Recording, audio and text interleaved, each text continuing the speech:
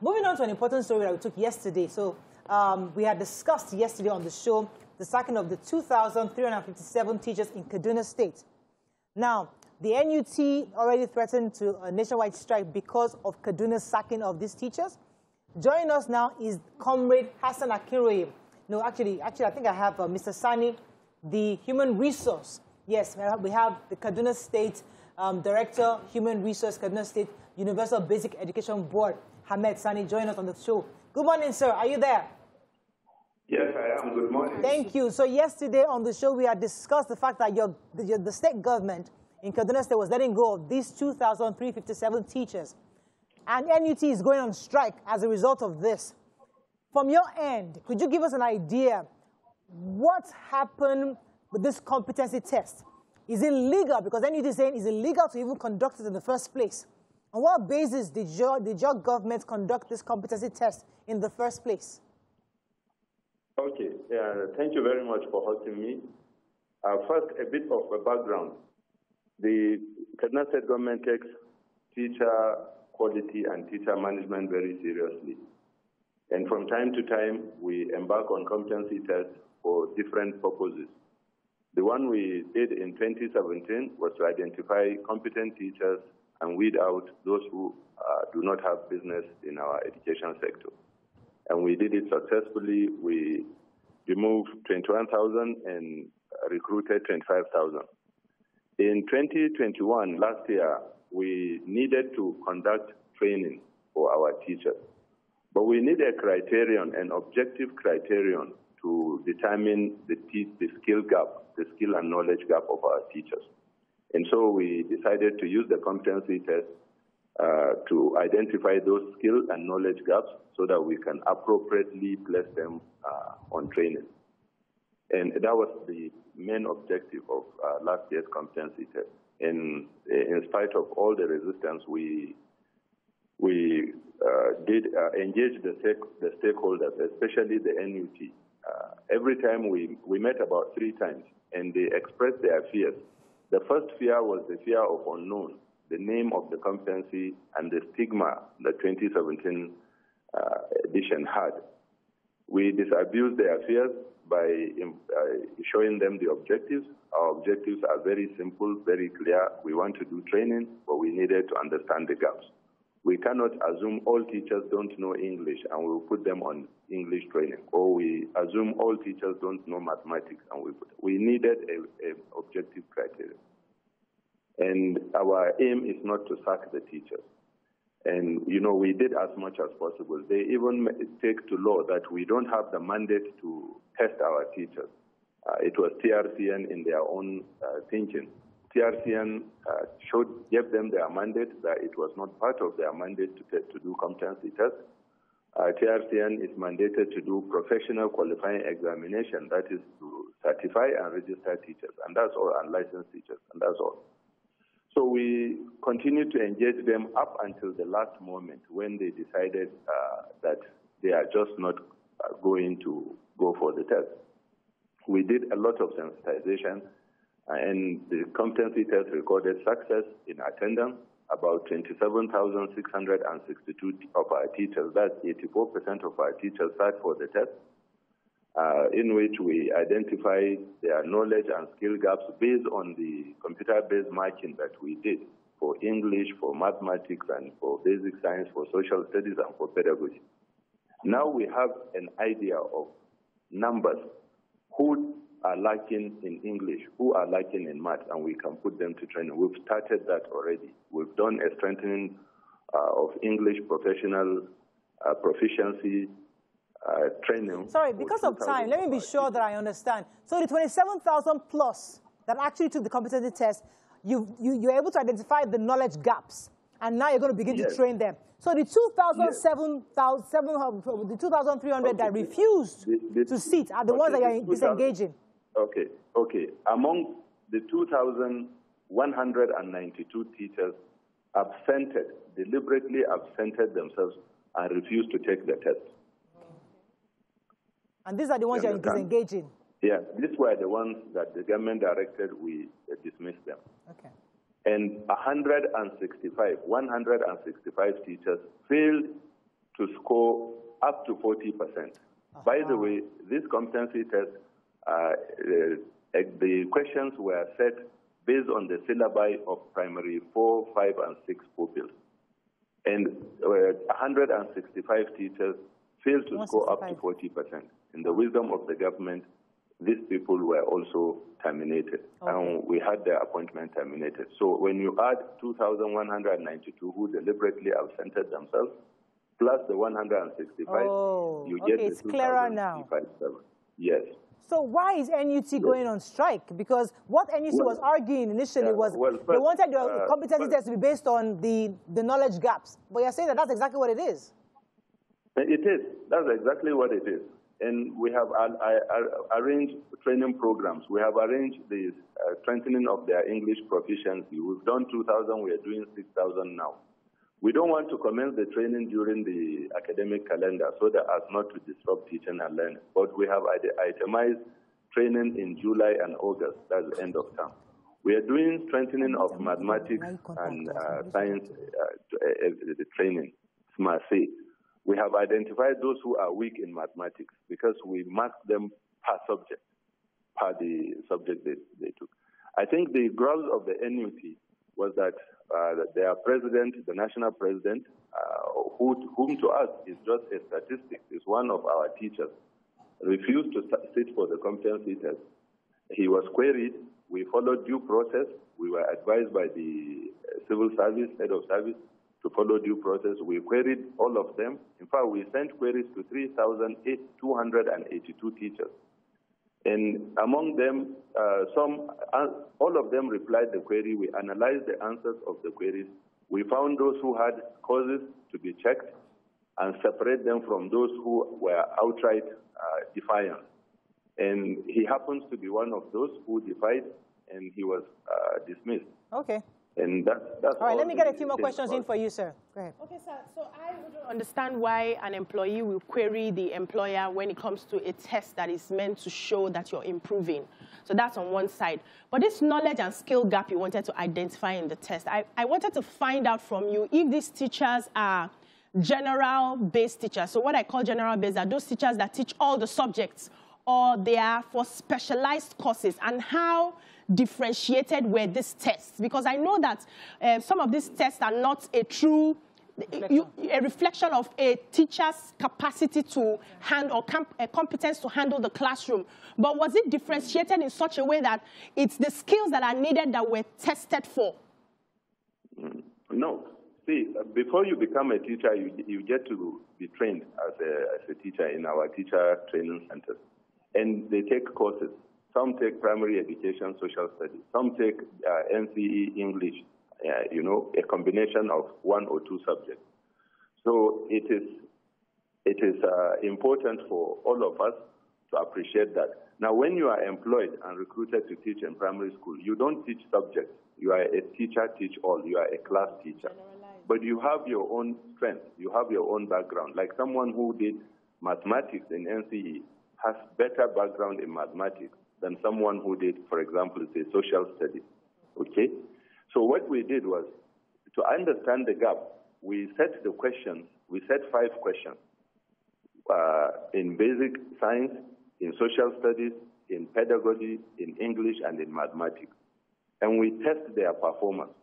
And from the results that we have now at our hand and the analysis we did, we can see where, for example, a teacher who has a background in mathematics performed well in mathematics in the competency test. And so we don't have to put him on SMART-C training again, because it means we are just going to waste his time and waste our resources. Maybe he has challenge in pedagogy or even in English. And majority of them have challenges in English. And you know that English is the official language of communication and official language of instruction. So we have to understand that. In some who read social studies, you can see that they are good in social studies, but they are weak in mathematics or weak in basic science. But because they are teachers who teach all, we need to sharpen their skill and enhance their capacity to at least appreciate or update them. That's why we did the knowledge gap analysis. Okay, and like you said, yes, competency test is not the only test that we are doing to identify competent teachers. We do other things. We do monitoring, we do class visitation, we do lots of things.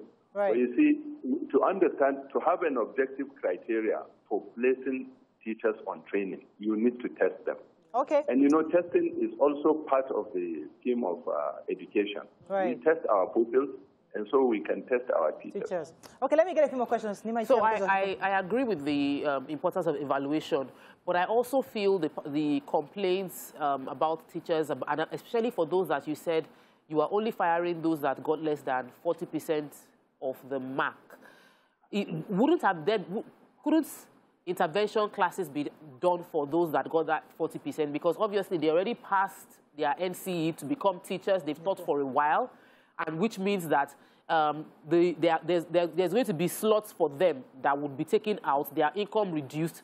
Couldn't there have been a grace period of 3 months to do like a catch-up for them to be able to retain that job by increasing the knowledge and then retesting them, reevaluating them?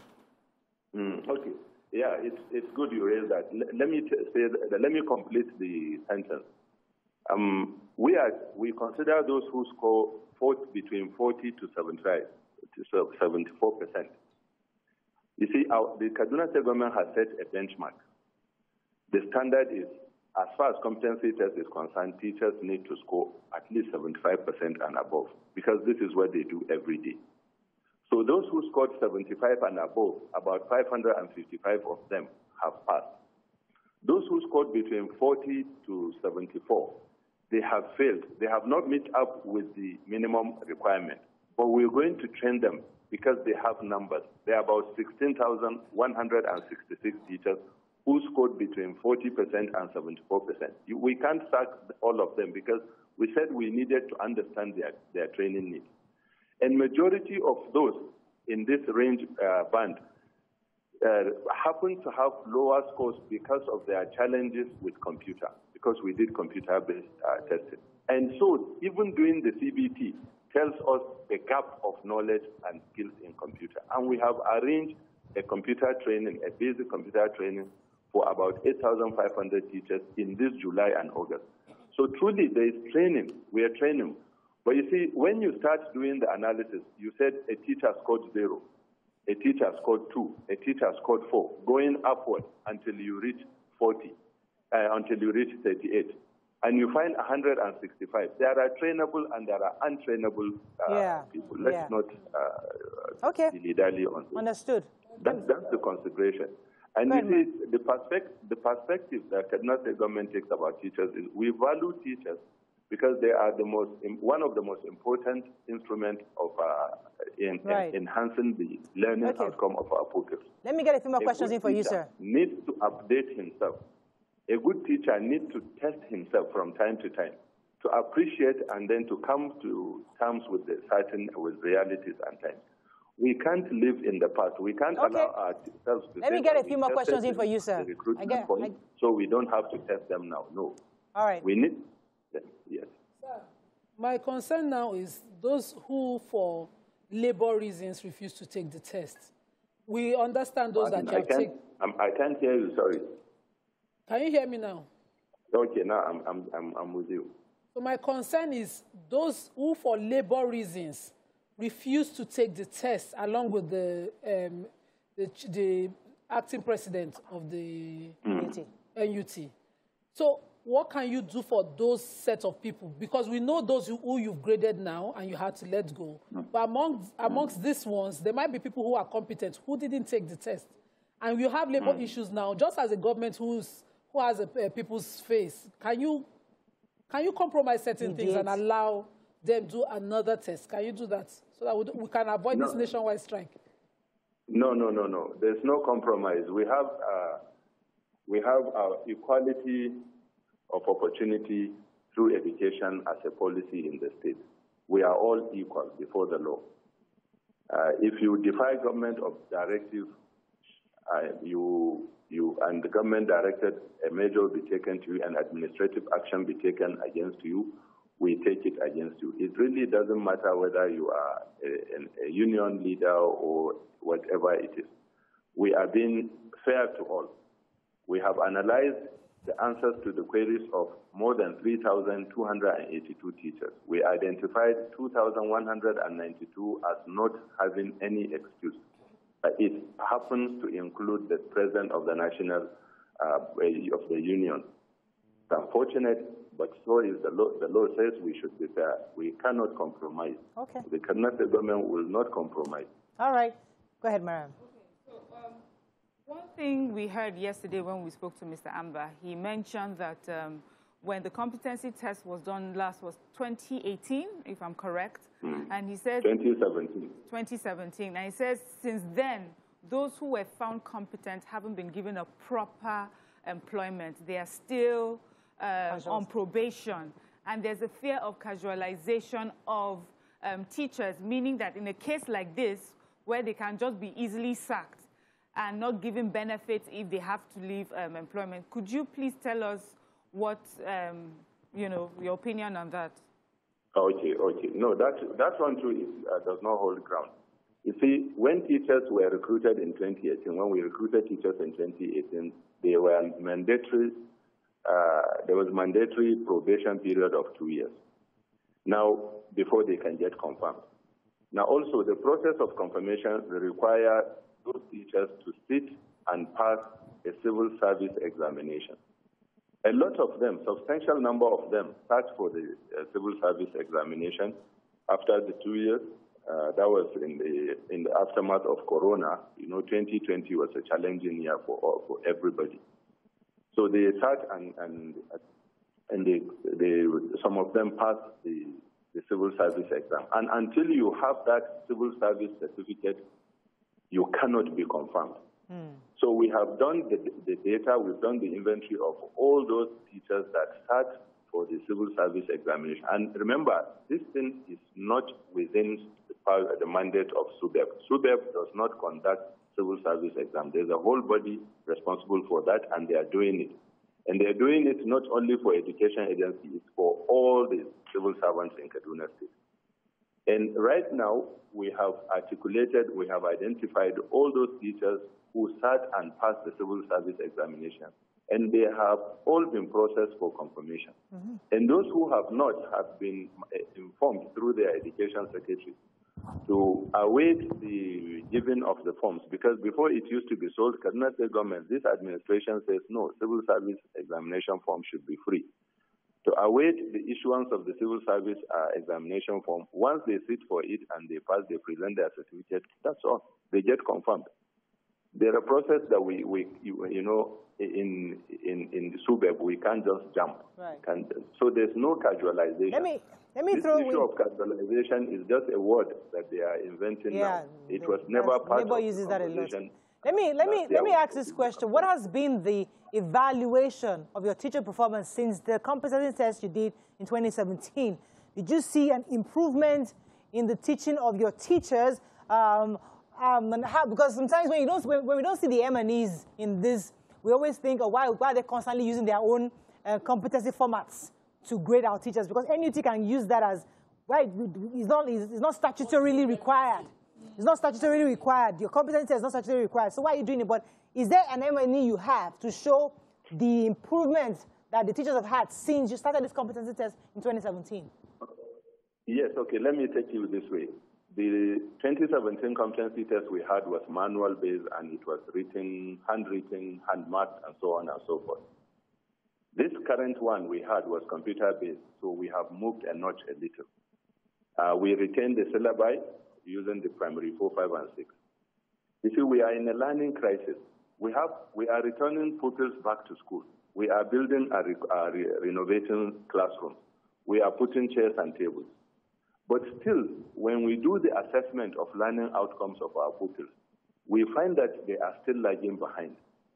We are partnering with agencies like UNICEF and PLAN and FCDO to help in addressing this learning crisis through instruments like Teaching at the Right Level, TAR. We are doing everything possible to improve the learning outcomes. But one dynamic that needs to change, and once we change it, it changes the whole story, is the teacher. Is the teacher quality. If we don't, from time to time, touch on the capacity of our teachers, test them to find out where they are on the continuum of knowledge. We will just be putting in money in the education ecosystem, and there won't be results in the learning outcomes of our pupils. So the learning outcome of our pupils, though it has improved from 2017 to date, but the state government is not ready to relax, to say, okay, we have made a marginal improvement. No, we want to have a continuous improvement. And that's why we continuously engage the teachers in capacity development, either personally or by government. So this competency test issue, truly, it's an idea for us. It gives us, now we have data. I can tell you now I have data. If I approach British Council, or if Kaduna government approach British Council to say we need your support in training our teachers in English proficiency and pedagogical skills, we can give them numbers. We can say here on this band we have this teachers who have these challenges and so on and so forth. And even mining this data is important for planning and decision making and even policy. Right. A teacher management policy that doesn't have data or that is not evidence-based cannot stand, cannot be sustainable. Thank you so much. So we have to wrap up, unfortunately. We have to run. That's all we can take. I know Mariam wants to throw something in so important, but is it very important? It is. Okay, we have to run. See you. Have a lovely weekend. See you Monday. Bye for now.